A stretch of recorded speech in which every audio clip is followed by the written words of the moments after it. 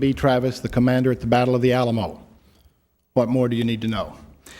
He is well known and has been frequently honored for his innovations in prosecution, or an emphasis on what he calls restorative justice, and his creative treatment of drug offenders. His office in Austin has been named one of the 10 model offices in the country by the National District Attorneys Association. He's a good person. Please welcome Ronnie Earl.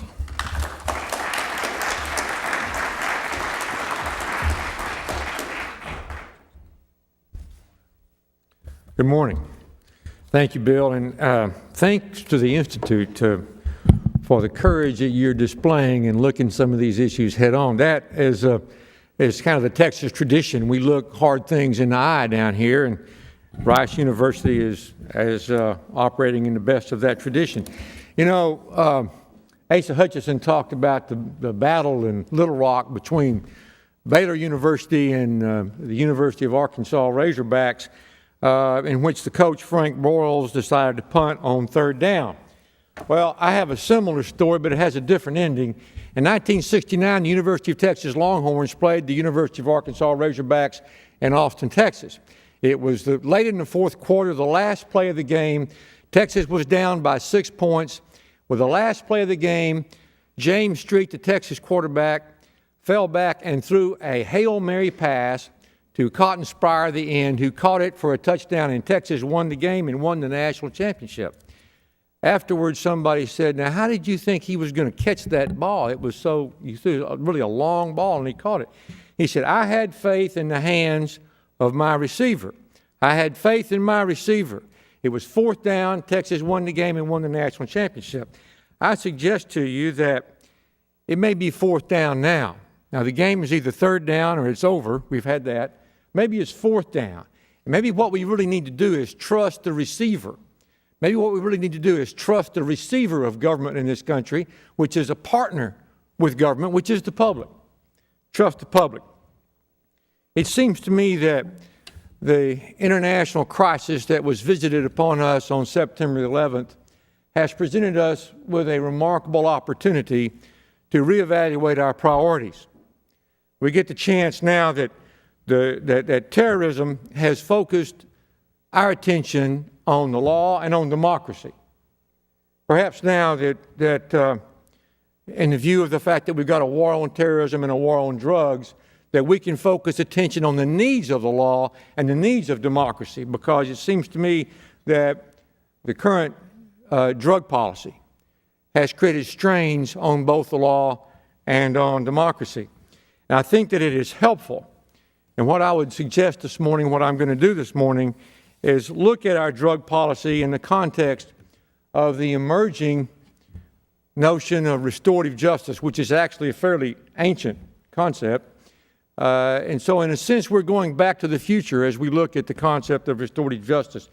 It provides a helpful framework for analysis of the present drug policy, but more importantly, restorative justice offers a toolkit for building a new policy. And it seems to me that that's what we might need. We've heard a defense of the present policy, an attack on several attacks, well-placed attacks on the present policy. But what I think we might want to look at with profit is a toolkit. What we need is a toolkit for looking at what our policy might be. Now, I have been the district attorney in Austin for 25 years. I was once in a restaurant just south of Dallas, and the waitress came up to me at my table and said, "Excuse me, sir, but there's a man at the table over there who wants to know if you're the district attorney in Austin." There are some things about my job that are eternal, and one of them is the eternal expectations that my major constituent groups have of me as a prosecutor. And this is the case with all prosecutors. It was the case with Judge Gregg when he was a prosecutor. It was the case with Asa Hutchinson when he was a U.S. attorney. It's the case with all prosecutors. The police expect you to validate their actions. Crime victims expect you to ease their pain. And the media expect you to be perfect, like they would be if they had subpoena power. I call it subpoena's envy. I I had not been a prosecutor when I was first elected to the district to be district attorney. I'd been a member of the legislature, and I basically got tired of refereeing fights between business interests, because that's what you do in the legislature. And as a member of the Judiciary Committee, I had occasion to actually read the law from time to time, and I happened to read where the duty of the district attorney in Texas is not to convict, but to see that justice is done. And that sounded really good to me. It sounded pretty simple, pretty clear-cut. It'd be a pretty great job to have. And so I ran for district attorney, and then I discovered that justice was not defined in the law. The law didn't define justice. It just said that I was supposed to do it. And so I sort of cast about for what that word might mean. And first I thought it was vengeance. I thought that justice meant vengeance. And so I thought that all I had to do was be tough on crime, and so I was. And we still are in Travis County. We have a high conviction rate. We send dangerous people to prison for a long time. But I discovered that no matter how successful I was with my conviction rate and sending truly bad people to prison for as long as we could, is that no matter how successful I was, I didn't make the victims happy. Victims were not happy. In fact, they only had a momentary respite from their pain. And moreover, most importantly, it didn't stop crime. Crime continued. And so I basically got tired of waiting for something terrible to happen before I could do anything. And then what I did was I did the same thing over and over again, expecting a different result, which Judge Gray points out in his book is a definition of insanity. Now, he attributes that quote to Bill Clinton, and I thought it was Albert Einstein, but I will say that there's some Democrats who don't see a lot of difference. But in any event, and by the way, I just want to say publicly, the enormous debt that I and anybody else who's got any sense, who's interested in drug policy, has to you for writing that book. That was a great book. It is a great book, and it's very difficult to read that book and be complacent that we're doing exactly what we need to be doing, that our policy is absolutely the best informed and the most intelligent possible. So I want to make sure that everybody, you all read that book, and you didn't pay me anything for that plug, Judge, but I'm working on my book, and we'll talk about that then. In any event, I started thinking about the system, about the criminal justice system, and I started looking for ways to improve the administration of the criminal justice system, and that led to a number of innovations. We started the Public Integrity Unit because as a district attorney in Travis County, I have jurisdiction over crimes involving state government because that's where the capital is. It was the first public integrity unit of its kind in the country. We created the Family Justice Division to prosecute child abuse cases. We created a Children's Advocacy Center in Travis County. Created the Child Protection Team and other innovations. And some of those innovations are now mandated by statute, but none of them change the basic system. The basic system is one of payback. Our current system, our system of retribution, is based on the principle of payback. You do it and we'll get you. That's what we say. The questions that the retributive justice system asks are, who did it? Who done it? We all know. We all know about who done it, don't we? Who did it? What law did they break? And how can we punish them? It doesn't ask what the victim needs, what the community needs, or what the harm was. Now, this system was handed down. God didn't give it to us. This system was handed down from William the Conqueror, who used it as a means of controlling the population by removing the dispute from the community, so that even took ownership of the peace, so that a crime became a disturbance of the king's peace. Now, that has led to the situation today where the point of the law as first administered after the Norman invasion of England, the point of that law was upholding the authority of the king. The point was not the victim, and the point was not the community. The point was upholding the authority of the king. Now, let's look at restorative justice. I became interested in restorative justice because it was victim-centered. It is victim-centered. And also because it requires thinking about the crime in terms of the harm done. The harm done. And it asks different questions. It asks three different questions. We've gone through the three questions of the retributive system: who done it, what law did he break, and how can we punish them? The three questions that restorative justice asks are different. First question is, what is the harm? What is the harm?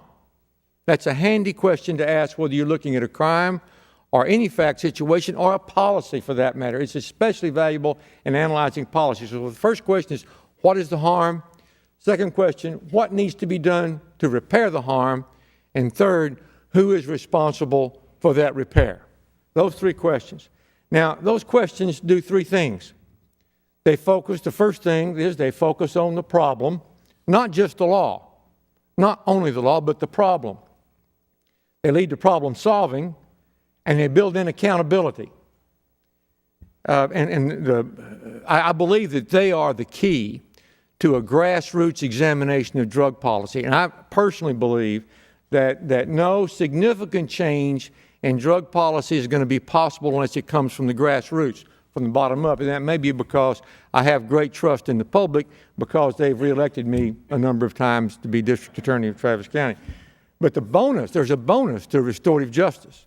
And the bonus is that you don't have to be a lawyer to practice restorative justice. You just have to be a human being. Sometimes the two come in the same package, but not always. So, applying the questions of restorative justice to drug policy. First, what's the harm? You've heard a lot of talk about the harm today. I don't want to go back over it. Most of you at this point could lip sync conversations about what's the harm from the present drug policy. But first, you have to distinguish the harm caused by possession of drugs from the harm caused to others by the use of drugs. And alcohol here is a useful analogy. As Judge Grace pointed out, 95% of the family disturbance calls, family violence cases, are caused by use of alcohol. Obviously, the mere possession by adults of alcohol is not a crime. The use of alcohol causes more harm than the use of illegal drugs. So now let's go back to the policy question and talk about that in terms of harm to the law, harm to our communities, and harm to ourselves. Judge Gray, in his book, I want to quote what he alluded to in his comments, because the quote, I think, is so telling. Judge Gray says that nothing in the history of the United States of America has eroded the protections of our Bill of Rights nearly as much as our government's war on drugs. Now, I could talk for a while about the harm to our law of the present drug policy, but there's no reason to. Judge Gray says it best. Now, I'm a prosecutor. It is my job to prosecute felony cases in the district courts of Travis County in order to see that justice is done. I have an overarching duty that has to do with the public safety. Public safety is the essential ingredient in quality of life. Now, people in Austin care a lot about their quality of life. People in Travis County are big on quality of life. We have clean water, and we have beautiful hills, green-covered hills, and calm valleys in which to rest. They care about their quality of life. The degree of difficulty of my job is in direct proportion to the dysfunction of the culture at large. It's in a direct proportion. I need resources to do my job. I need lawyers to prosecute child abuse cases. I need parent education classes so not so many parents will abuse their children. I need quality daycare and after-school care, because, as you've heard people talk about today, most of the crime happens between juvenile crime happens between 3 and 6 p.m. in the afternoon when kids are out of school. I need quality daycare and effective after-school care so that children are nurtured, protected, and corrected, because we don't have that now. I need caring neighborhoods where, in the words of Lyndon Johnson, people know when you're sick and they care when you die. Those neighborhoods are the safest. No matter what our policy is, those kind of neighborhoods, all the studies show that the neighborhoods where people feel free to interact with each other in order to both to protect, correct, and nurture each other's children, work with each other, are the safest. Now, we're talking about legal issues here this morning. Judge Gray and I, this is the topic that we were assigned today, was to talk about legal issues. And the ultimate legal issue is the existence of a community, because the law depends for its existence on the existence of a community. No community, no law. It's a real simple proposition. So let's look at the second aspect of the harm question. What about the harm to our communities? We have in this country, we are in the midst of a significant crisis and the erosion of social capital in our country. Social capital, as most of you probably know, I'll give you the definition, is social networks and the norms of reciprocity and trustworthiness that arise from them. Now, that's a fancy way of saying Uncle John, Aunt Mary, and neighbor Sam down the block, they're here to help like you were here to help them when they needed help. Somebody needs their car fixed, you can help them do that. Somebody else needs their children watched, you can help them do that. Now, the importance of social capital is that it decreases a host of problems. It decreases illness of all kinds, mental and physical. It decreases the rate of teen pregnancy. It decreases crime. In many ways, social capital is the main bulwark of democracy in this country. And in African American communities, the erosion of social capital is particularly marked. The war on drugs has removed much of a generation from the neighborhoods of our African American communities. Black males stand a 28% chance of incarceration in their lifetime, as opposed to a 4% chance of incarceration of white males. This is called war-level casualties of males, of adult males of parenting age, that disrupts the web of relations in neighborhoods. It damages economic and social structures. I can relate to that. I got raised by a bunch of uncles. As many of us, it is impossible for one person to adequately raise a child. Raising a child really is a community endeavor. So that if when I was a kid, if a third or a fourth of my uncles and neighbors had been suddenly taken away, then I don't know that I would have ended up wearing a suit and tie and being a prosecutor. And I dare say that the same thing can be said by a lot of people. But this removal of men and women from neighborhoods does more than that. Just in Texas alone, the loss of wealth of those neighborhoods from which men and women are removed is estimated at well over $1 billion. Now, we talk about the economic impact of crime. It's important to factor in that concept. You know, every urban area, the police in every urban area conduct drug sweeps from time to time. And we do that in Austin. We call them catchy names like Operation Rock Out, Operation Crackdown. Interestingly enough, they are usually undertaken by police in response to complaints by neighbors. And interestingly enough, both the neighbors who complain and the young men and women who are arrested are frequently African American, if not primarily African American. At least they're certainly predominantly African American. So after one of these drug sweeps, I held a meeting in our inner city neighborhood, the neighborhood where this had happened. And I invited the neighbors who had complained, the police officers who were involved, some prosecutors from my office, some probation officers, whoever wanted to come, basically. But mostly I wanted the neighbors there. And we had a conversation about this. We all sat in a great big circle. There must have been 40 or 50 of us. And the first time the discussion went around, the consensus was, what I said was, you neighbors did what you're supposed to do. You complained about drug dealing in your neighborhood. And the police did what they're supposed to do. They went out and they made the arrests and they made the cases and they brought them to my office. Now those cases are in my office, and what do you want me to do with them? This is your chance. What do you want me to do with these cases? The first time the conversation went around, first circuit of the circle, the answer was kill them all, let God sort them out. Because these people were angry and helpless. They had been victimized by drug dealers standing in their front yard, dealing drugs with all the assorted things that go along with drug dealing. And the second time the discussion went around, it got deeper. It became a deeper kind of a conversation. And we talked about how they come back. They come back. And not only do they come back, but the punishment for possession of a small amount of crack cocaine in Texas is a 2-year sentence in a state jail. So they're going to be back pretty soon. They're going to come back maybe in less than a couple of seasons.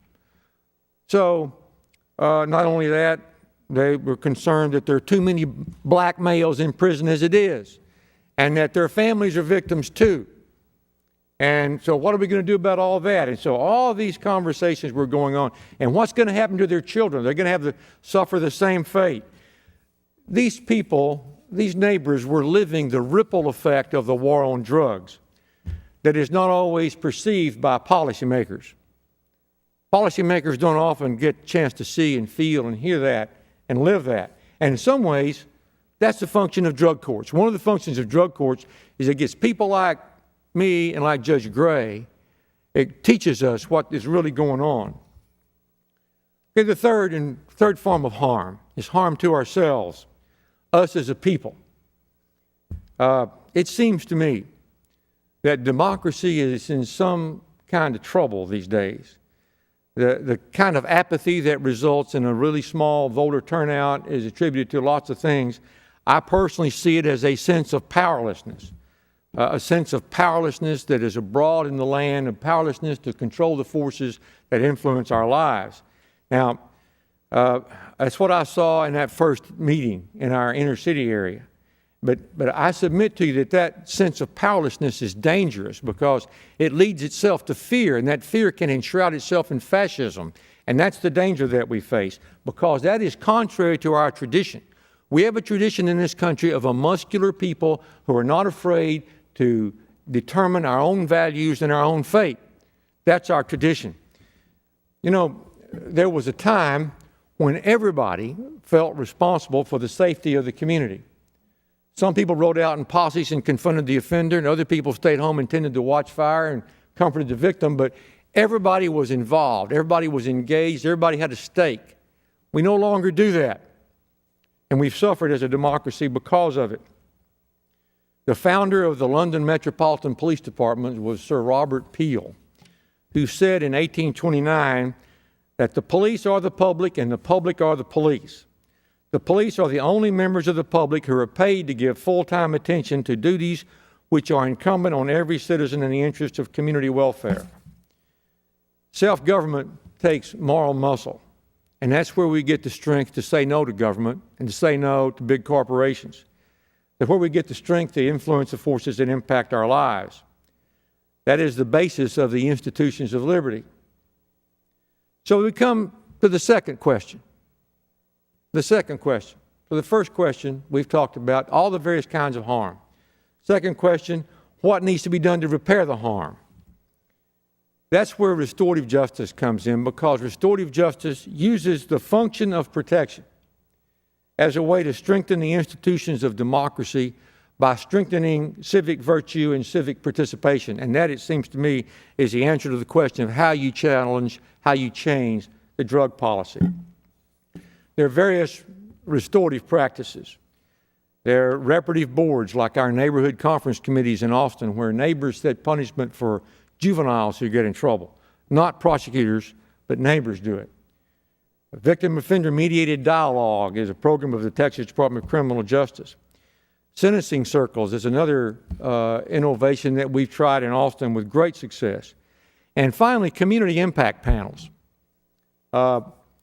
We had our first community impact panels composed of those people who were sitting in that circle in that meeting in our inner city area, where the way they work is when an offender goes into prison, after he or she's been there for a short while, he or she gets visited by people from the neighborhood and people who have an interest in a stake in his or her future.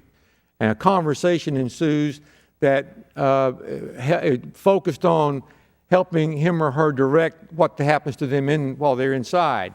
And before they leave, before they come back to the community, another such meeting is held. And those neighbors, the point of that is that those neighbors participate in that. And they're not feeling so helpless anymore. They're not feeling so helpless and so victimized anymore. It is my belief that what we need is forums for discussion of drug policy. That leads to an empowerment of the public that we haven't seen in a while. And I think that any kind of honest reevaluation of our drug policy has to proceed from our strength and not from our weaknesses and not from our helplessness. That it's been my experience that people respond to principles. That is the role of the public in a democracy. I want to offer to you a set of principles for reevaluation of the drug policy that are not mine. They came from a study conducted in Washington State, in Seattle, by the Seattle Bar Association, the Seattle Medical Society, the Seattle Pharmacy Association, the Washington State Bar Association, the Washington State Medical Society, and the Washington State Pharmacy Association. They conducted a lengthy study, issued a report that's about that thick, entitled, "Is It Time to End the War on Drugs?" The principles are these. There are 4 of them. I'm going to read them to you. Any public policy toward drug use should seek to result in no more harm than the use of the drugs themselves. That's 1.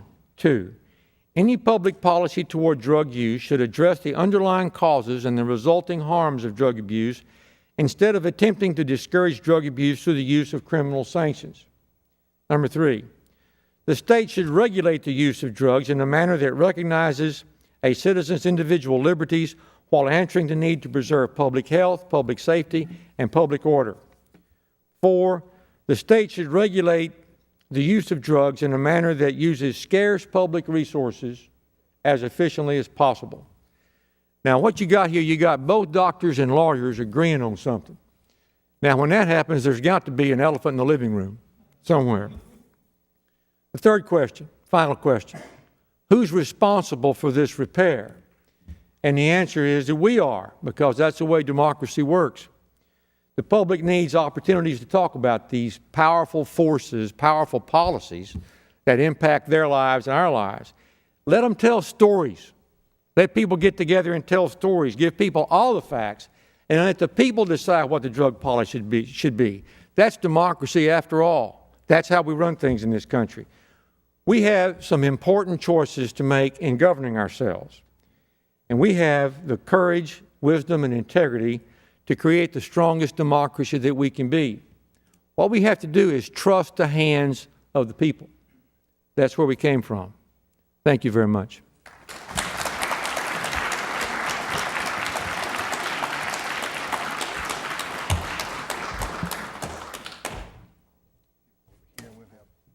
We'll have about, we're going to stick to our schedule pretty tightly here. We had a little flexibility there by starting early. But we've got about 10 minutes here for questions. And where's the microphone? Oh, okay. This one is right in the line of that poll. There's a microphone here and a microphone here. And if you have questions for either Judge Gray or Mr. Earl, you'll come to the microphone. Happy to recognize you.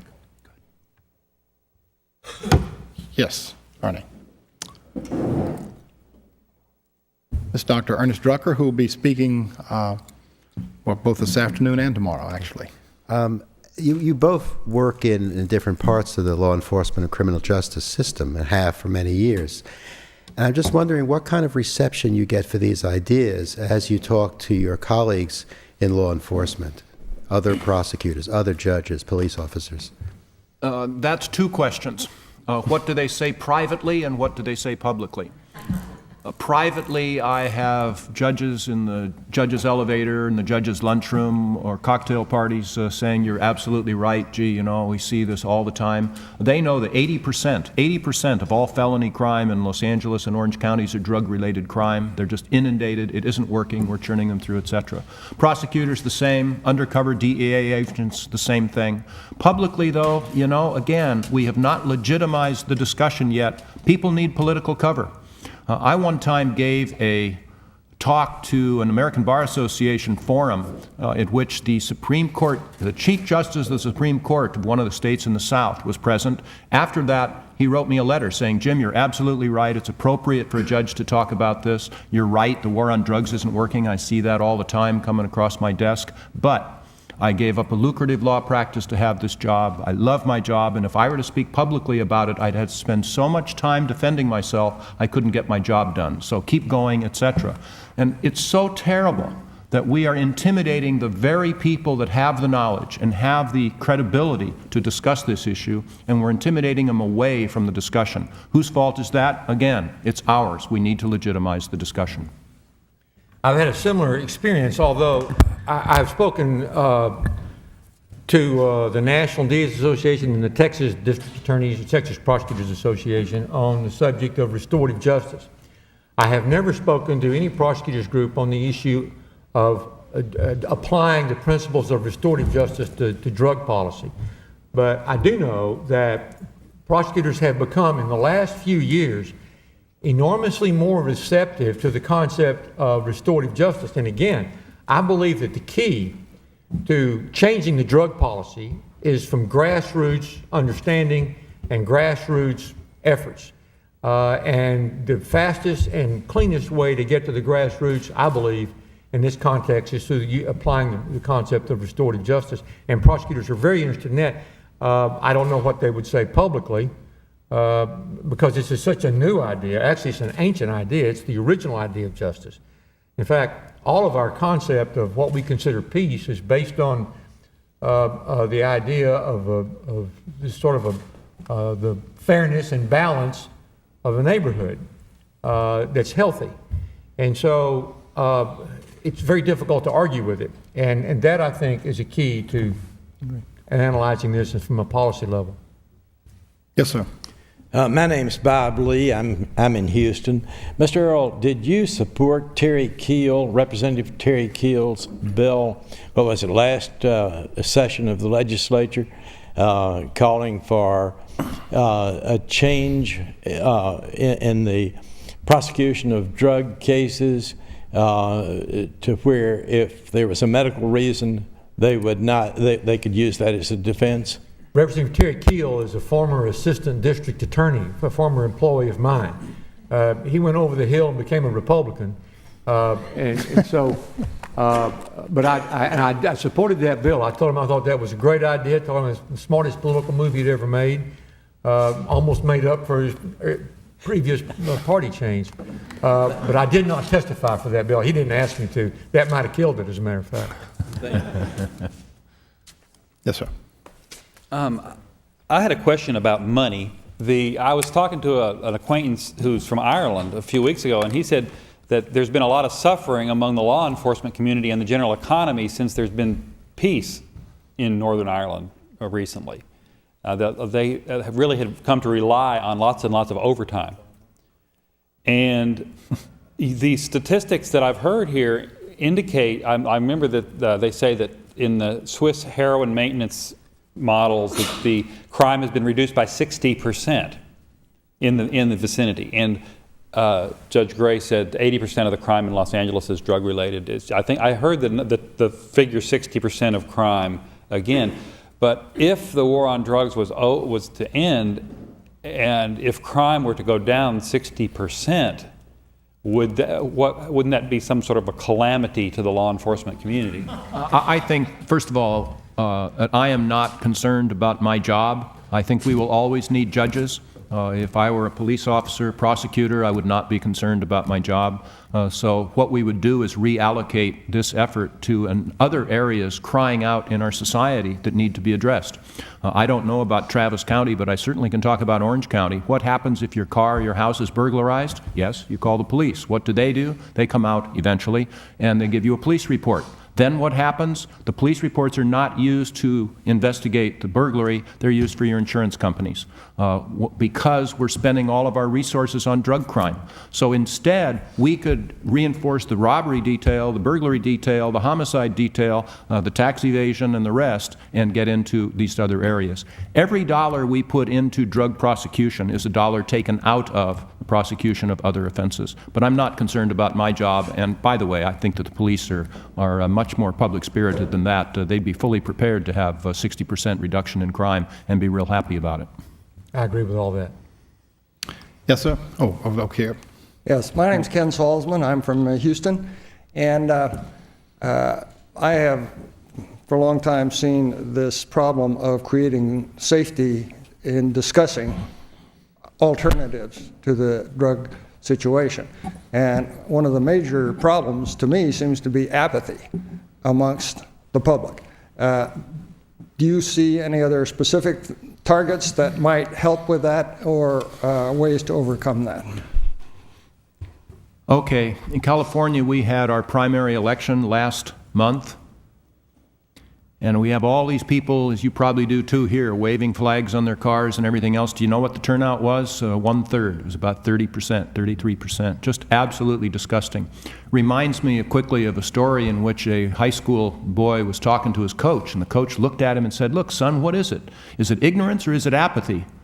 The young man looked back at him and said, "Gee, Coach, I don't know, and I don't care." Well, I don't know how we light this fire. I can say that Paul Revere should be among us spreading the alarm, how you get people to respond. The black churches have been terribly quiet. It's their people that are serving time in custody.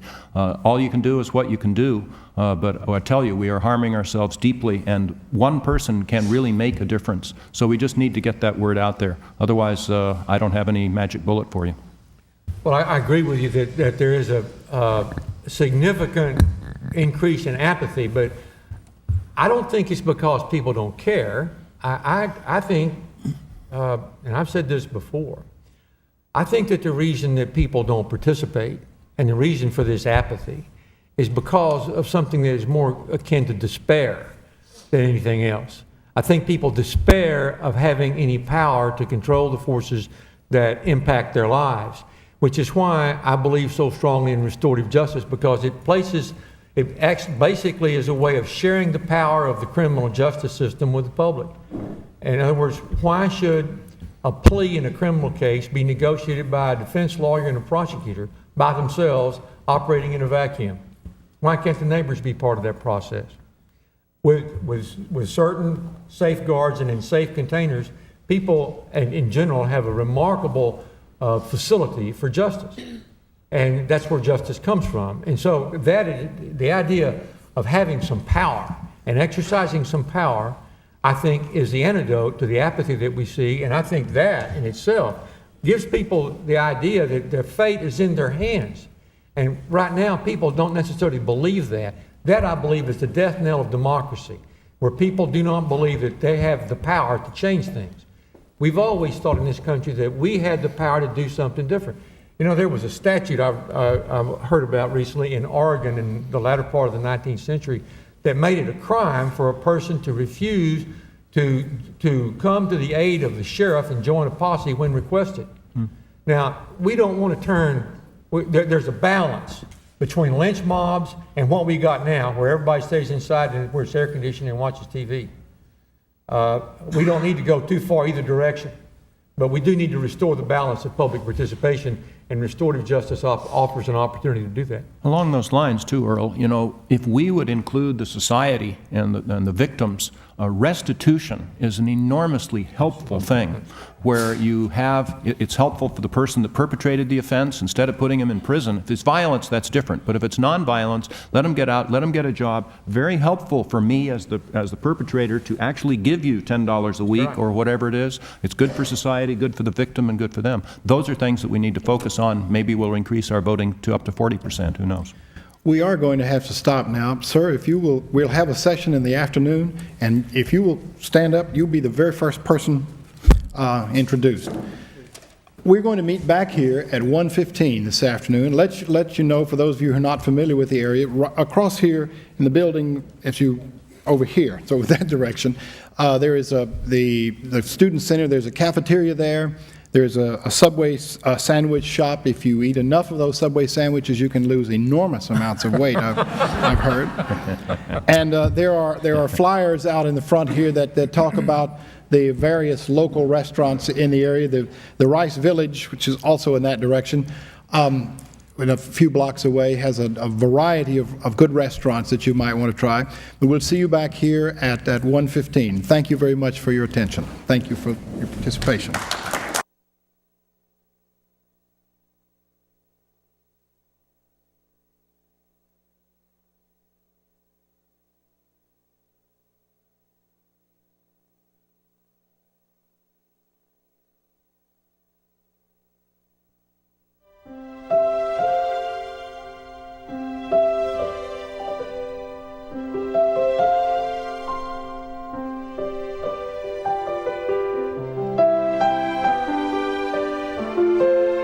it has disproportionately negative effects on minorities.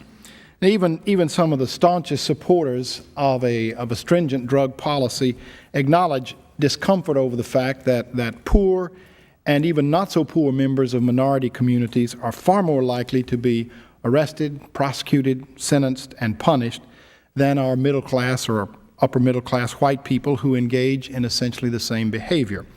Last week, I spent several hours in a Texas state prison along with a class of students in a criminal justice class.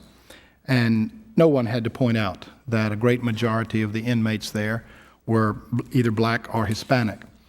Deborah Peterson Small is director of the public policy and community outreach for the Drug Policy Alliance, which was formerly the Linda Smith Center Drug Policy Foundation. The fact that it's still listed that way in your program is my fault for not having caught it. I knew of the change, but I was using something that had been written earlier than that. She's a graduate of the City College of New York and Harvard Law School. As an attorney and community organizer, she works, writes, and speaks extensively about drug policy at the state and local level. She's been actively involved in coordinating efforts to change the Rockefeller drug laws in New York, some of the most stringent in the country. In recent months, she has given a great deal of attention to the controversial drug arrests of numerous members of the minority community in Tulia, Texas. So please welcome Deborah Small.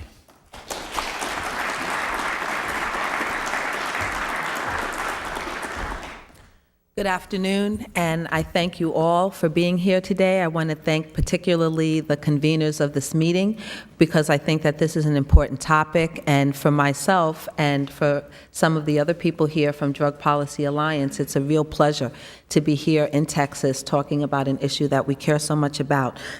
I decided that rather than give sort of a speech talking about all of the racial impacts of the war on drugs, that I would actually show you a film that we helped produce on the drug stings in Tulia, which I think makes all of the points that I want to make pretty powerfully. But I just want to preface the showing of this with two statements that were made by DEA Chief Asa Hutchinson this morning, which I think we should bear in mind as we're watching it.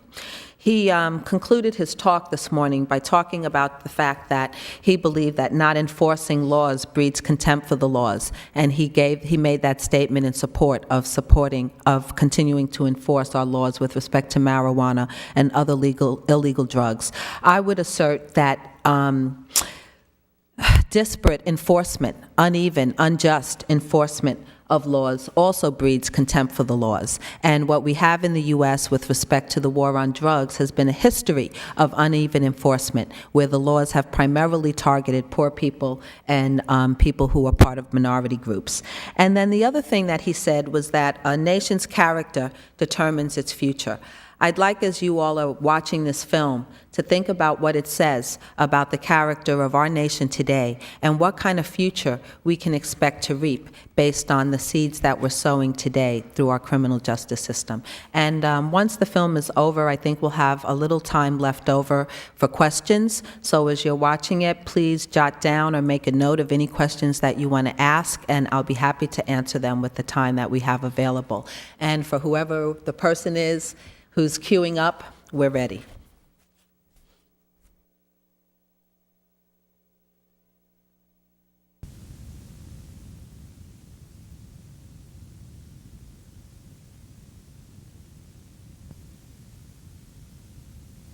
Well, I'm going out in Texas, black woman, to hear that while I'm home.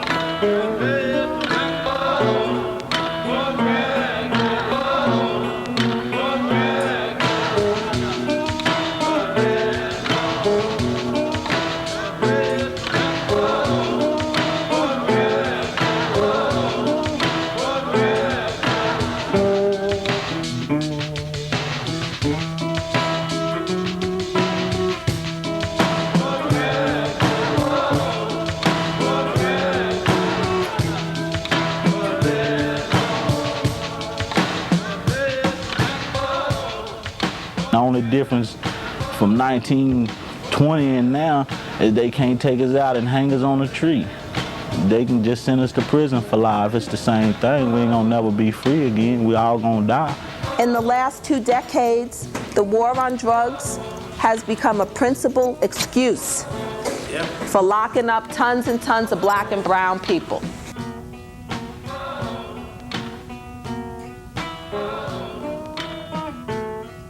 They call that racial profiling, and they do that everywhere, everywhere. So why is it you got so many black folks getting locked up? Because we're the only ones they're looking for.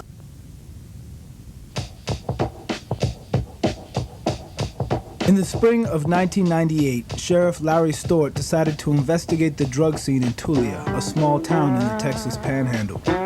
Using funds from a regional drug task force, the sheriff hired an undercover agent named Tom Coleman to conduct a covert sting operation.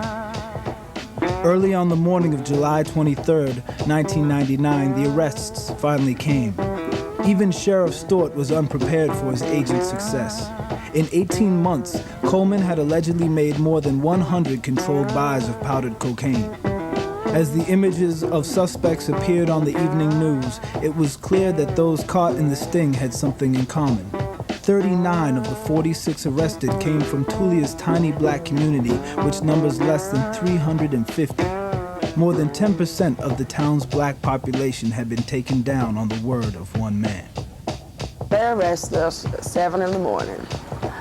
Honest to goodness, by 12:01, they came with eviction notices. I mean, there was 13 women in the cell together, and we all received these eviction notices at the same time. If that's not conspiracy for something, then what is? We hadn't even been completely booked in. We hadn't even got our bond, sentencing or anything before we got eviction notices. And, we were thinking, the ladies that were locked up, they had children. What were they gonna do? How were they gonna get their stuff moved out of the house and everything? I mean, it was just one hard day that day. I mean, everything was taken away in one swoop, thanks to Tom Coleman. Yes, those people are in prison based solely on the word of Tom Coleman's. It was their word against Tom Coleman's word. And actually some of those defendants had witnesses to say that they was elsewhere, and still yet they was convicted, based solely on Tom Coleman's word. Since the arrests, Agent Coleman's credibility has come under fire. Coleman was dismissed from his previous law enforcement position for embezzlement. While working undercover in Tulia, Coleman did not wear a wire during any of the alleged transactions. No video surveillance tapes were made, and no second officer was used to corroborate his reports. Instead, Coleman recorded names, dates, and other details of the transactions by writing them on his leg. Well, it looks like there's only one person using powdered cocaine in that city, and that was Tom Coleman, because he was the only one supposedly buying. People were not buying drugs from the black community there. While surprise search warrants were served at dawn on the alleged dealers, not one of the raids turned up drugs, weapons, or significant amounts of cash. If there were that many drug dealers here, I just wondered why I couldn't ever borrow any money from anybody. I mean, no one had any money. Nobody had bank accounts. Nobody owned a home. Nobody owned a car. Cars were repossessed. And, I mean, nobody owned anything, And for them to say that was many drug dealers here, and for Tom Coleman to spend as much money as he had here, you'd think they'd have found some of that money, or found some of the merchandise that was bought with that money. There's nothing, there's nothing. It's like having 6 Santa Clauses in a city of 20 people. You don't need 46 drug dealers. There's no way they could all survive off the drug trade in a city that small. Images of the early morning bust appeared on local television news. In the days following the arrests, the names and addresses of the defendants were published in the Tulia Herald, branding them as dealers before they were tried. Gary Gardner, a farmer who lives in nearby Vigo Park, became an advocate for the defendants because he thought the media coverage of the bust would bias potential jurors and keep the accused from receiving a fair trial.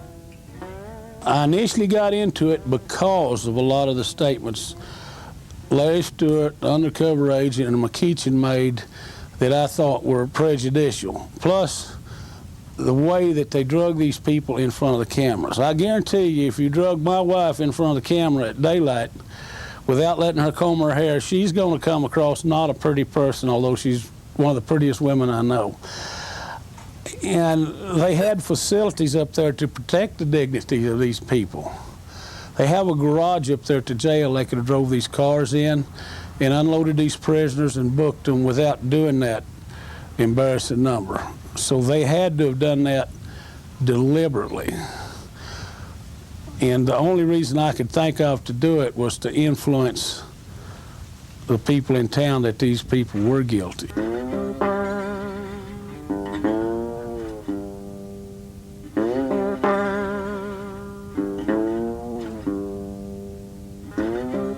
I don't consider anyone I'm convicted yet. I don't care if they have had 11, 10, 15 trials, because they haven't had a fair trial in front of an impartial group of their peers, and until they do, in my books, they're not convicted. They're just being held illegally. More than half of the defendants pled not guilty and went to trial. Many were sent to prison, their sentences ranging from 20 to more than 300 years. But I told him, I said, if you didn't do it, you stand firm, and, you know, whatever they say, because something to come out of this. And we didn't know that this was going to happen, you know. We were just saying, oh, you're going to be okay. Your retrial, you'll get out of this. Well, Freddie come to me and told me they offered him a plea bargain. They wanted him to plead for 5 years. So he asked me, what did I think about it? And I told him that, I said, well, you didn't do it, did you? He told me no. I said, well, if you didn't do the crime, then you stand to be right. If it costs you 100 years, then you take the 100 years. You stand to be right. And that's why Freddie didn't take a plea bargain. That's why he went to trial.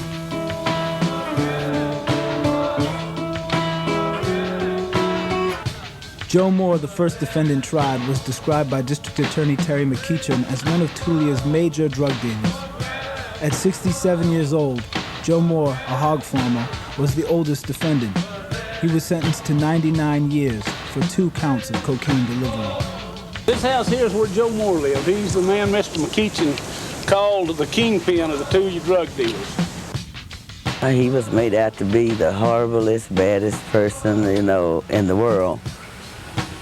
The kingpin, the top man, or whatever. He never owned any expensive vehicles, any expensive toys, or any expensive house. If he ever made any money dealing dope, he still got it, because he damn sure didn't spend it. In Joe Moore's case, it was used as an example to the rest of the blacks. You plead or you go down for life. That's mainly why I took the plea bargain. I was scared. I wanted to see my family. I had seen how much time they gave other people. I figured they'll do the same to me, which they would. I ain't no different from them. We all black.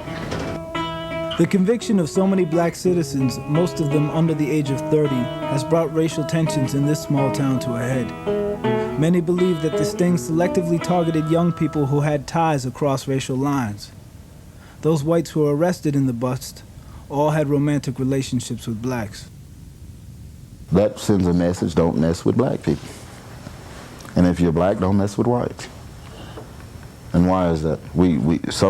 I read a paper the other day. It said that we sit together, we drink together, we go to funerals together, we go to church together. Do you see that since you've been here? It really haven't changed, because they was doing this when I was a little girl.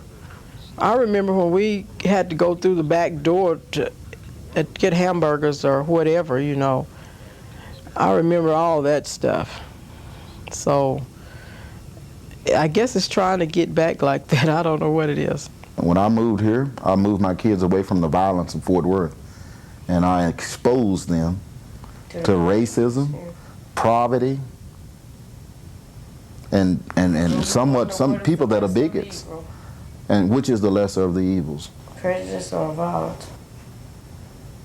That's pretty bad. Now, when we lived in Fort Worth, I never had my kids coming home, Daddy, they called me a nigger at school. Never had that. And the teacher and the principal say, oh, you never had this happen to you before? It's no future for them here, the young black people. You're wonderful as long as you're winning our football games, our basketball games. You know, I'll buy you track shoes, I'll help you get clothes, I'll help you do anything. I'll help you go to the game if your mother can't afford it. And don't even think about moving out of this town if, you know, because we want that sports. We come together on sports. Now that's about the only thing that I've seen that can bring two you together. Like most of the boys that they got were athletes, and now in high school. And they junior high, and now they're arresting them. But as long as they was on the football team winning their games, they wouldn't care. On their track team running their race, run boy run, they wouldn't have cared. But now when they graduated, oh, we ain't gonna worry about them no more. We can't help them no more. Just every 2 or 3 years, every time a young individual graduates that happens to be black, if that individual is a star athlete, they will, for some reason, that individual ends up in prison here. They graduate from high school, they get their PhD in the prison house diploma. That's where they go from there. If they stay here, they go to prison. If they leave, maybe they can do something different. Got our kids away from here. As soon as they graduate, they were out here. It was just that simple. We don't even want them coming home. Don't even come home. Because the sting sent so many young parents to prison, friends and family have taken on the responsibility of raising the children they left behind. The main reason I played out is because if I wouldn't have, I know I was probably going to get at least 25 max. I mean, nothing less. And the second reason I played out is because my friend Michelle Williams, she had gone like a week prior to that and got sentenced, you know, and her kids were here, and I had someone to take care of my kids if I were to go, but who was going to take care of hers? And I just didn't want to leave them, you know, hanging out there to dry. So that's one of the reasons I took the plea, is for the kids. And the kids, they just cry and cry. You know, they wake up at night, they want their mama, and they cry and cry and cry. Or in the morning time, they wake up and they want their mama and their dad, and they cry and cry and cry. And sometimes I'm here by myself, and then I think about them, and then I'm crying.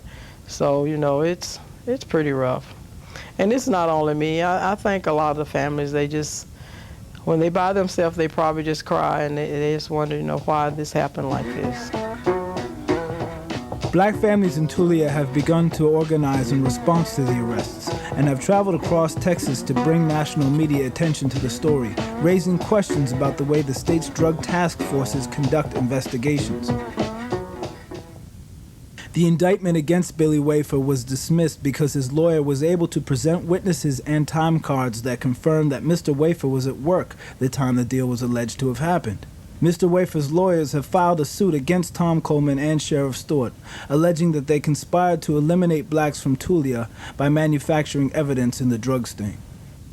I'm happy to an extent. I'm not elite about it because our goal was to get those that was in prison out, and yet I proved my innocence. They're still sitting in prison, so I'm not going to really be completely fulfilled until we complete the mission. The mission is to get those that's in prison out, and you know, for them to prove they're innocent too. And once we do that, I'll be very happy.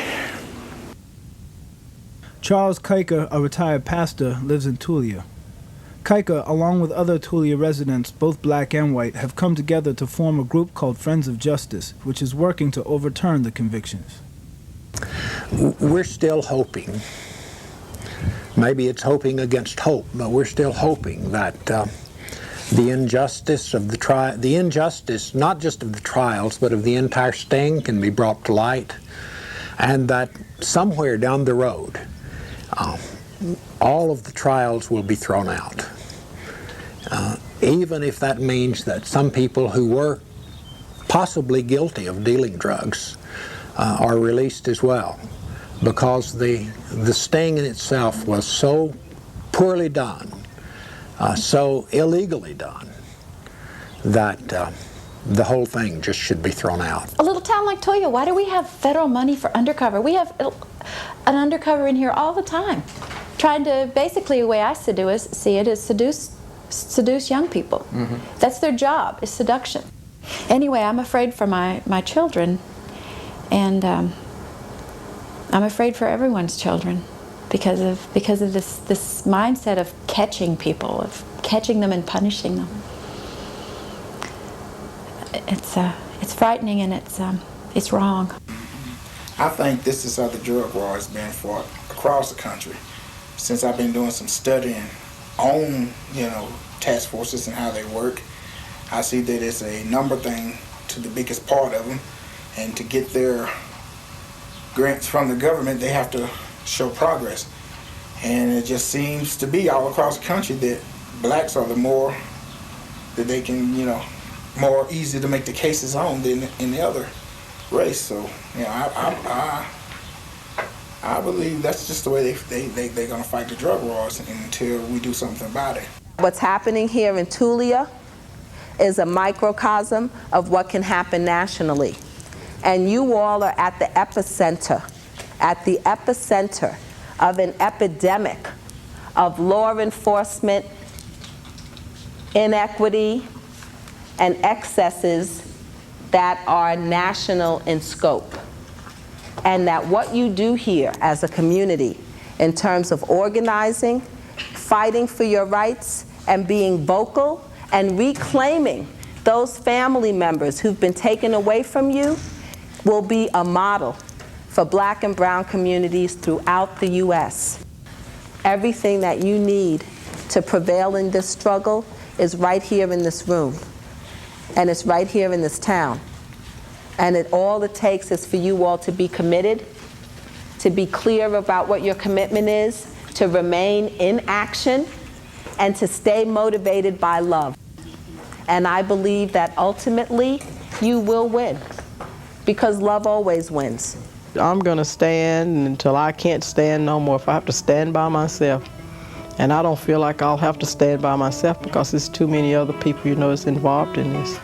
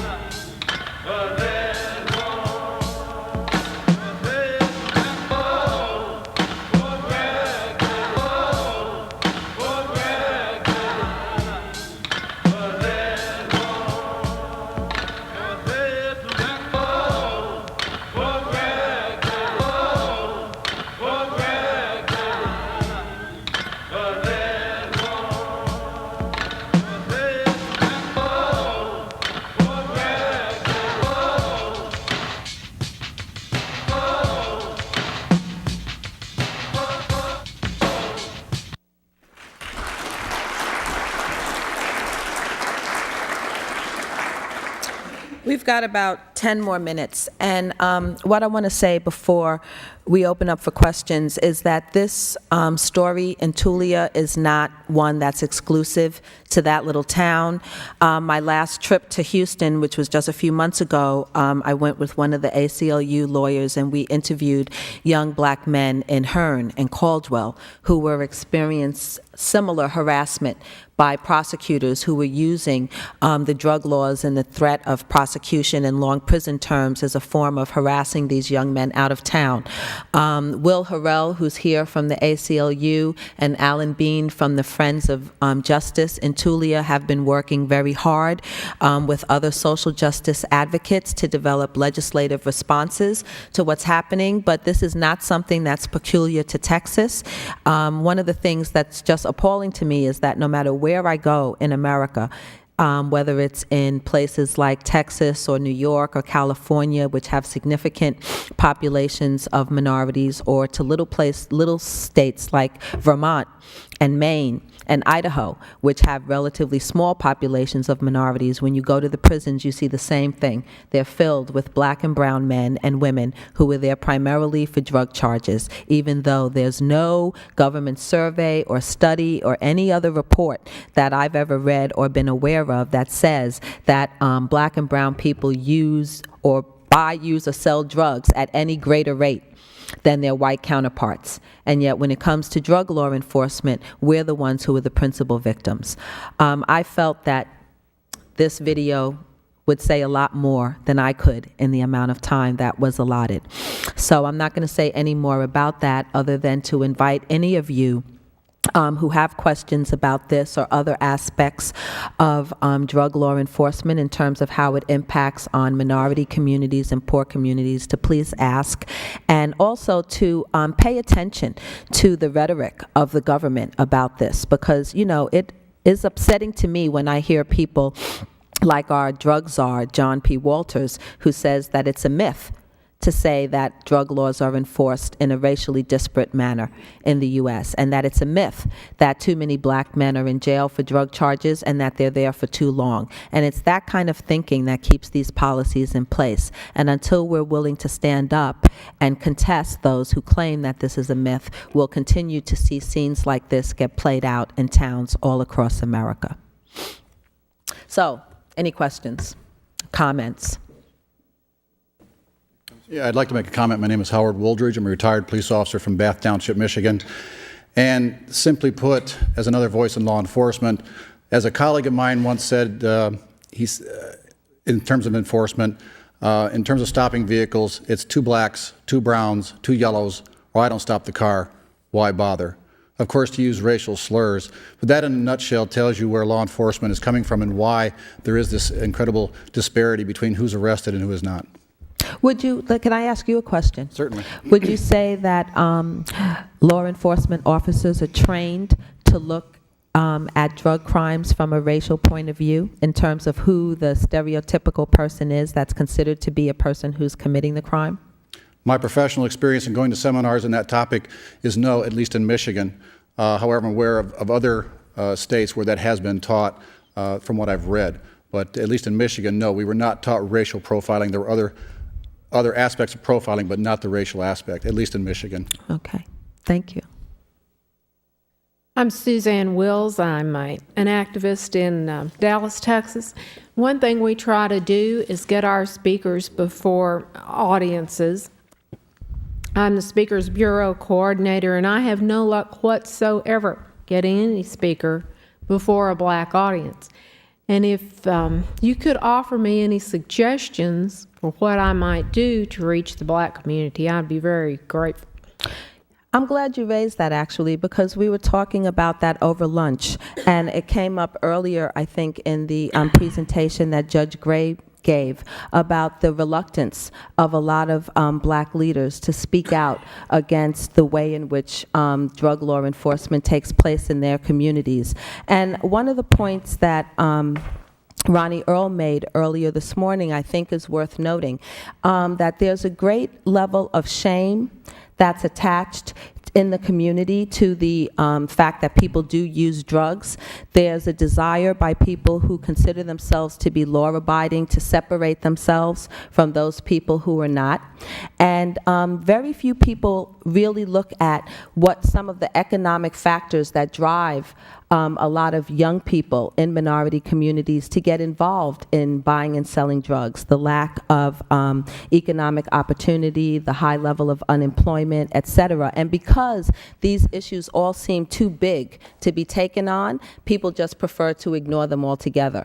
But one of the things that I said to him is that I believe that that same level of denial also exists in suburban and middle-class communities, to the level of drug use that's there, to the problems of drug abuse, to the willingness of young people to constantly look for psychoactive substances to take them away from reality. And I think that one of the things that I was somewhat disappointed about in the presentation that DEA Director Hutchison gave this morning is that he never talked at all all about why it is that there's such a high level of drug use in America, why there's such a high level of demand for drugs, whether it's illegal drugs or legal drugs. And I think that in our fervor to fight the war on drugs, we've never really asked ourselves, why is it that such a large number of Americans are looking for escape through one substance or another, whether it be pills, alcohol, marijuana, heroin, or cocaine. And until we begin to deal with that issue and that problem, we'll continue to stay in the same cycle that takes us nowhere.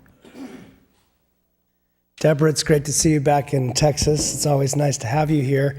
Just first, a quick update. Yesterday, or was it the day before, one of the remaining defendants in the Tulia cases was exonerated. It turns out that she wrote a check in Oklahoma the very day that Tom Coleman, the undercover, said that she sold him a lot of drugs.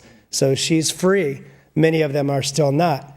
I'm sure you've also heard about the Dallas sheetrock scandal in which dozens of people were accused of selling to undercover and confidential informants. Most of them have been relieved.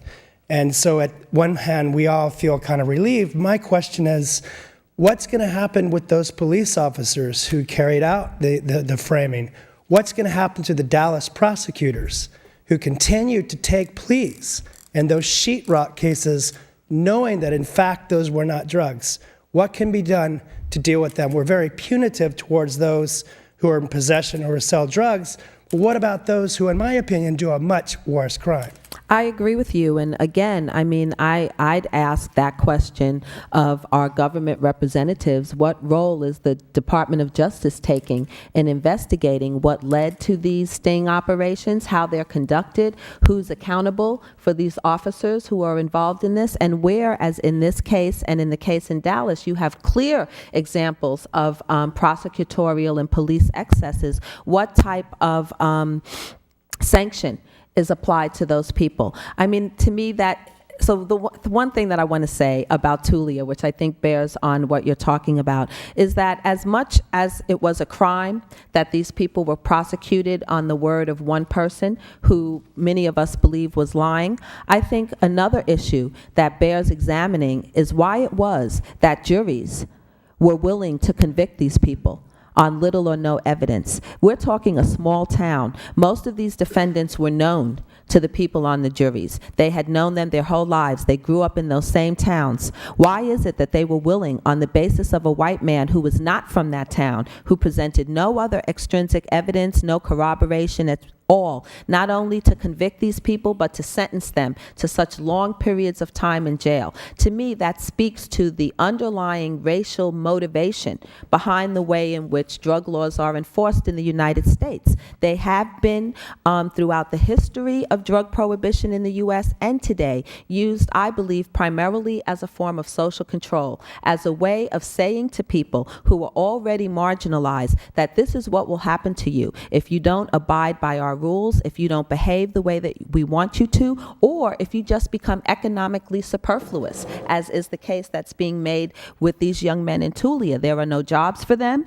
There's nothing in the town for them to do. So what we're going to do is we're going to ship these people off to prison where they can provide jobs for the people who work in the prisons and no longer be a social problem for us. And until we're willing to face the reality that we're using the war on drugs as a proxy for dealing with all kinds of social, economic, and educational issues that we gave up on almost 30 years ago, we're going to stay in the same morass. Yeah, I guess the comment I'm going to make is the same one I could have made this morning. It has to do with elephants. What I would hope would come out of this meeting, I'm John Grabowski, I'm from the Department of Psychiatry at the University of Texas across the street, and I'm not a psychiatrist in case any of you need help. Each person has addressed their specific issue and their specific concern, and I'm certainly sympathetic and interested. In fact, you seem to be most receptive in terms of some of the other issues rather than some of the other speakers. But I was trained in the late 60s. Everything that's been said today I've heard, and I expect everything I will hear tomorrow I've heard also. And the discussion, it seems to me, is one that you should make and that the other speakers should make, is to get together and rather than examining the own particular parts of your elephants, As you pointed out, it isn't just black people to whom these things happen, or African Americans if you prefer. They happen to other groups as well, and it isn't just a legal issue, and I'm not sure about the marginalization. The problems seem to be much larger than that and much broader in scope.